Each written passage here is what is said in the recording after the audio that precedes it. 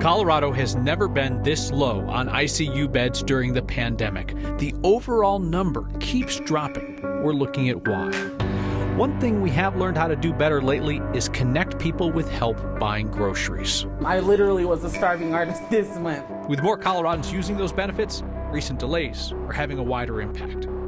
The governor and his leading Republican challenger both tell me they will release their taxes. The issue is timing. So I suggest that we sit down for waffles and taxes.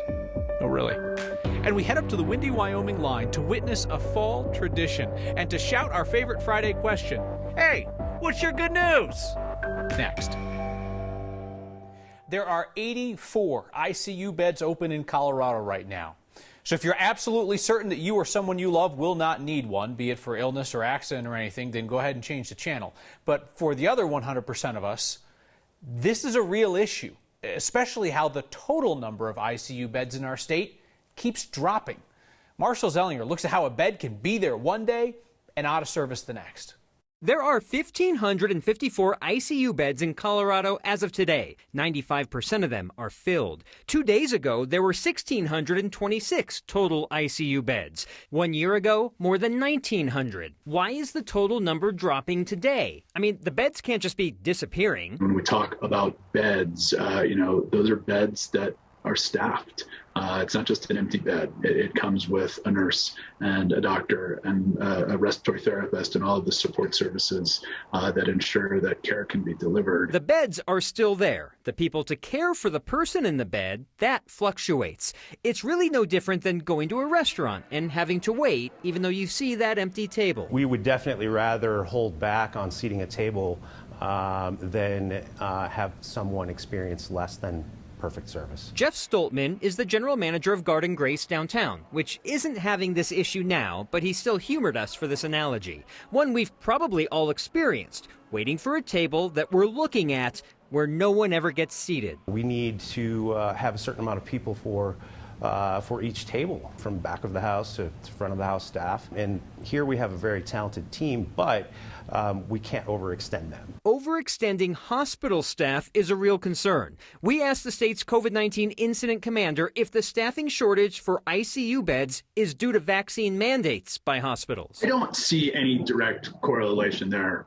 Marshall. What we see is that the vast majority of our ICU beds are along the I-25 corridor. The highest acuity beds are in the areas where there are the most people.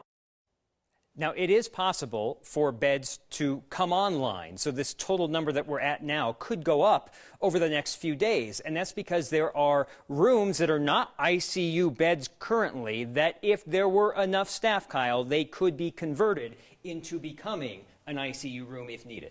You can convert beds. You can't necessarily convert staff. Take a medical professional from one area and say, and now you're in charge of this ICU Right, bed. and I'm learning, and hopefully can do a story on this soon, that it's almost like air traffic control, knowing how much staff you have at a current time and how much you're about to have maybe the next day to know, can we take this person? Can we convert this room to an ICU for tomorrow? And you're juggling staff just like any other profession. Just think of your coworkers. They take vacation, they call in sick. Like, that's going to make the ICU bed numbers fluctuate also. They burn out after a miserable year and a half. Yeah. All right. Thanks, Marshall. So we end this week with nearly 1,300 COVID patients in Colorado's hospitals. 1,296 patients is another record for this year in this state. We're up 29 patients from yesterday, up 112 from this time last week. Bottom line is this. Some of us may have decided that we're done with the virus and the pandemic. It's not done with us.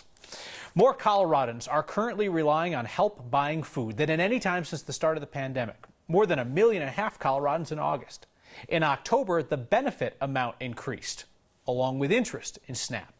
Katie Eastman explains how this is now leading to a longer wait for help with food assistance. Thank you for calling Hunger Free Colorado. This is Maya. How can I assist you? When people are hungry, they often call Hunger Free Colorado and get My 11 on the other end of the line. Sure. Have you ever been on food stamps in the past? As a bilingual food assistance navigator, Maya helps people sign up for the Supplemental Nutrition Assistance Program. SNAP gives families a monthly allowance for groceries. I mean, it's already an overwhelming system. And parts of the system itself are overwhelmed too. Denver Human Services is seeing a delay in recertifying existing SNAP benefits. Yeah, we are hearing about clients experiencing delays. She's my favorite. She's a little dusty. For Christy Hicks, the delay meant she didn't have enough to feed her family for 30 days, from October 5th until November 5th, when 2 months of benefits came all at once. It's hard when you're an artist and that's your only income. The 44-year-old supports 4 kids and her grandson. That was the wake-up call that things are going back to normal. Like, you're not going to eat until I do your paperwork. Tough. And what is your date of birth? Colorado is seeing higher numbers of people on food stamps each month now than they did when people lost their jobs in 2020. During the pandemic, Congress made it easier to access SNAP, and also a lot of organizations expanded their SNAP outreach. Maya also hears from people who lost those extra pandemic benefits, but their circumstances never changed. No, my circumstances were better during the pandemic. Why? There was art money being given out. Like, there was funds because I'm an artist. Christy thought she might be able to catch back up, but a month of hunger set her back again. So now it's like we're going back into less empathy and being more American. And suddenly, I can't eat until you get my paperwork? Denver Human Services says there are 2 reasons for the delays in processing existing benefits. One is because of a staffing shortage. They say they have dozens of positions to fill. They blame the second reason on the continued increase in need. Denver SNAP had 7,479 more clients this past August compared to August of 2020. Katie, I've heard a lot of people talk about the way that society is reverting to old habits. I don't think I've ever heard somebody describe it as less empathy, more American. That was just like, that was a knife. So one thing that's also changing is you focus on Denver, but counties across Colorado had a little bit more leniency with how often they were following up with people to kind of prove that they were eligible for these benefits to keep more people in the system. That could be changing as well. Exactly. Some counties up until September were waiving that requirement to recertify. So that could be a reason for some of these delays as well. All right. Katie Eastman, thank you very much. Glenn Wesley Croy went from Colorado to Washington, D.C. to protest the election on October 6th, and he found himself in a familiar place where news is made when somebody does something that is both dumb and illegal simultaneously. Today, Croy became the first Coloradan sentenced for the insurrection at the U.S. Capitol. He apologized in court today before the man from Colorado Springs was sentenced to 14 days in jail and 3 years probation. He bragged on Facebook about being part of that attack on the Capitol, took a picture of himself standing next to a bust of Abraham Lincoln. Another Coloradan is waiting for sentencing for his part in the insurrection. Former Olympian Clete Keller pleaded guilty to obstruction of an official back in September. The charge could mean up to 2 years in prison, and there are 7 other Coloradans still facing charges. Democratic Governor Jared Polis' campaign says that he will release his tax returns if the Republican nominee for governor does the same. A ProPublica report yesterday said Polis did not pay income taxes from 2013 to 2015.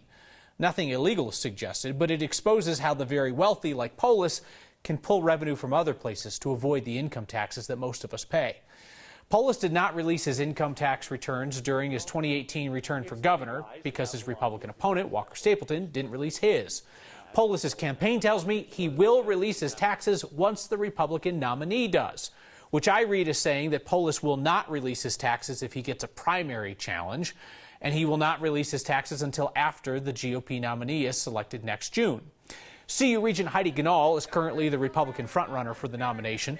Her campaign told me today that she will release her tax records when Polis releases his. So we've got a standoff. I have a suggestion on how to resolve who releases their taxes first. This is actually totally serious, and I've shared it with both campaigns. They can all meet me at the Waffle House at County Line and Broadway in Littleton. It's open 24/7. It's super convenient, and it's nice. Do we have a photo of the Waffle House? It's a nice Waffle House. Polis, Ganal, and I can meet at this really nice Waffle House, and they can both release their taxes at the same time. And then we can enjoy some delicious waffles. If you do not think that I'm serious, you don't know how much I like candidate transparency and waffles. The Democrats' best known and best funded challenger to Republican Congresswoman Lauren Boebert is now out of that race. State Senator Carrie Donovan raised a bunch of cash, but then the new congressional map does not include her home in Vail or her family's ranch in Edwards. Now, Donovan could run while living outside the 3rd Congressional District, but it's been drawn to become even more Republican. it's safely Boebert's for the foreseeable future. Boebert is going to have some Democratic challenger, despite the safe district. Watch community leader Sol Sandoval out of Pueblo, who's staying in the race. Opioid overdose deaths, they've surged in Colorado since the start of the pandemic. This week, we told you about an innovative nonprofit project that embeds a recovery counselor in the emergency room. And since Wednesday, you all have raised more than $11,000 to help Advocates for Recovery continue and expand that program. That nonprofit says that when somebody ends up in the ER with alcohol or drug issues, the medical staff are great at stabilizing them, but then somebody needs to be there to offer some on-ramps from addiction. All of Advocates for Recovery's counselors are in recovery themselves, so they can speak to people from experience. Scan that QR code on your screen or text the word THANKS to 303-871-1491 if you're willing to chip in even $5 to help this work continue in our community. It's about putting somebody who understands addiction in that ER room at the very moment when a Coloradan is deciding whether or not to pursue recovery. Drought is more than a snowpack and wildfire issue in Colorado. There's a push to focus our drought conversation on the food that we grow and eat. And we head for the Colorado-Wyoming line to witness a long-time tradition and to mix in one of our own. Asking folks on Friday for their personal good news. That's next.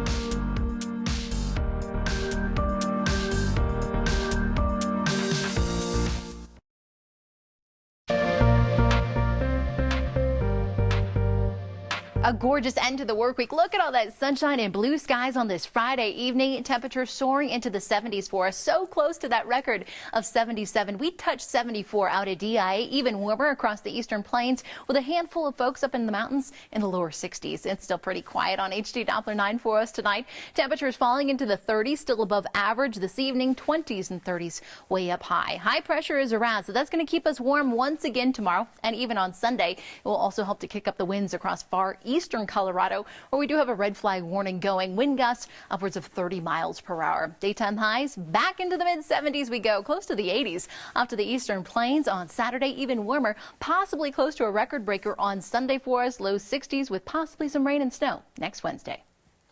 Drought is sometimes called the creeping natural disaster. Beginning of a drought sneaks up, and then it can last years or decades. And the change is often so gradual, it's hard to spot. We sometimes frame drought through the familiar lenses of Colorado's water or wildfires. There's a climatologist in our state trying to refocus the drought conversation around agriculture.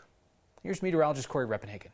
We show drought maps like this one on 9 News frequently to illustrate how the natural disaster is moving through the state. A lot of attention is focused right here on the Front Range, where water supplies are dwindling and wildfire concern is year-long. But originally, drought indices were developed to show impacts to agriculture. While the focus may be broadening as the urban center sprawls, some of the biggest drought impacts are still out here east of DIA. A lot of what goes on east of DIA ultimately revolves around the almighty cheeseburger in a way. Peter Goebel with the Colorado Climate Center says drought impacts Colorado cattle, and a lot of Colorado crops go to feed the cattle. According to the USDA, Colorado farmers produced about $760 million in corn and wheat last year. Goebel says drought is a slow-moving storm that's attacking Colorado agriculture. It can be really difficult to weather that storm financially, and it can be really difficult to weather that storm psychologically. With that in mind, he created a new drought monitor that can be geared specifically to each individual crop. Look at this example from last September. The frequently used U.S. Drought Monitor shows some level 3 drought in northeast Colorado. But Goebel's map shows that Colorado corn farmers were getting hit hard by level 4 drought at that time. Goebel's formula uses temperature data to estimate when each crop will hit the part of its growth cycle that needs the most water. And that's going to drive what we ultimately use as our transpiration number, or how much water we expect the plant is losing. He says this crop-specific drought data could help farmers predict losses, and it could also help better inform the community about how the drought is hurting farmers. Meteorologist Corey Reppenhagen for Next. Now, this product's still in the experimental phase, but since the Colorado Climate Center has direct input on the U.S. Drought Monitor, you may start to see those crop-specific maps showing up here on 9 News. We're taking next national. Well, we're going up to the Wyoming line for a Friday favorite around here. My good news, it's Friday. It's a great day to be alive, and we're going to beat Wyoming tomorrow. Your good news with a side of rivalry. Next.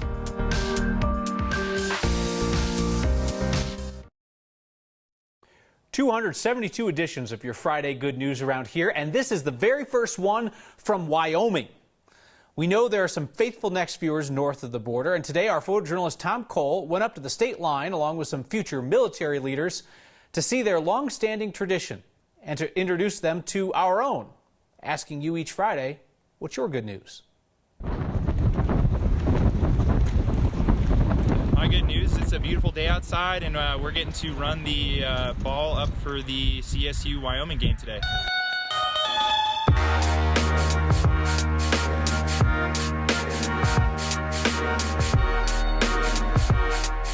My good news is I got to wake up at 5 a.m. today to see our cadets run this game ball for the border war to the Wyoming-Colorado border.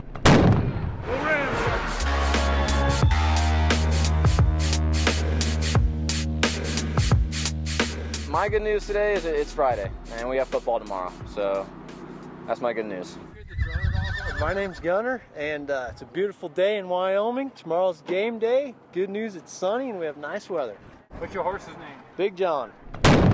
My good news is it's my dog's birthday. She's 5 today, so that's exciting. We baked her a cake and everything. How you guys feeling? What was that run like up that hill? That run up that hill was brutal, partly due to the elevation, but it was a good one. We pushed through it. My good news is it's Friday, and it's going to be a good weekend. Life is good, you know. I got a good girlfriend, good family, and everything's going well. I'm healthy. That's what life's about, just appreciating the little things. And my good news, it's Friday. It's a great day to be alive, and we're going to beat Wyoming tomorrow. That wind is for real, huh? The Ariel Orsuto has an inside look at the tradition of the Bronze Boot Run coming up tonight at 10 o'clock on 9 News. It's a sign that's straight out of a Looney Tunes cartoon. It's real. It's in Colorado. Plus your feedback next. This was just, hey, Dad, can I have $100 for a ticket to the Lincoln Park show? No, you can't. Great, I'll go find the $100 elsewhere. I'm going to the concert.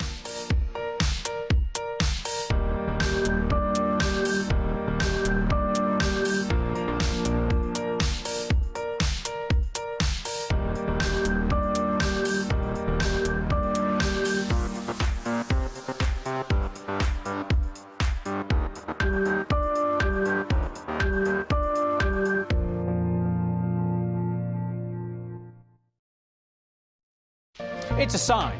You got a choice to make, right or left. And this isn't political. Not sure what to make the detour signs in Pagosa Springs. John DeMarco was equally perplexed. One says detour to the right, one says detour to the left. I'm no detourologist, but you should probably just turn on your four-wheel drive and punch it straight ahead. Watch out for the tree.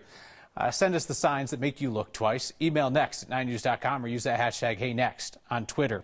Denise Williams says if you cannot get the governor and or his opponent to meet you at the Waffle House, this is to release their taxes at the same time. She says, I live nearby. I'll meet you and I'll buy. Like that. Jody Passler in Cheyenne, Wyoming says waffles and transparency? Classic. And Judy Watson simply wrote, waffles? Yes. Here's the deal. The governor and his opponent are both willing to release their taxes. They just don't know who's going to go first. Meet me at the Waffle House. Do it at the same time.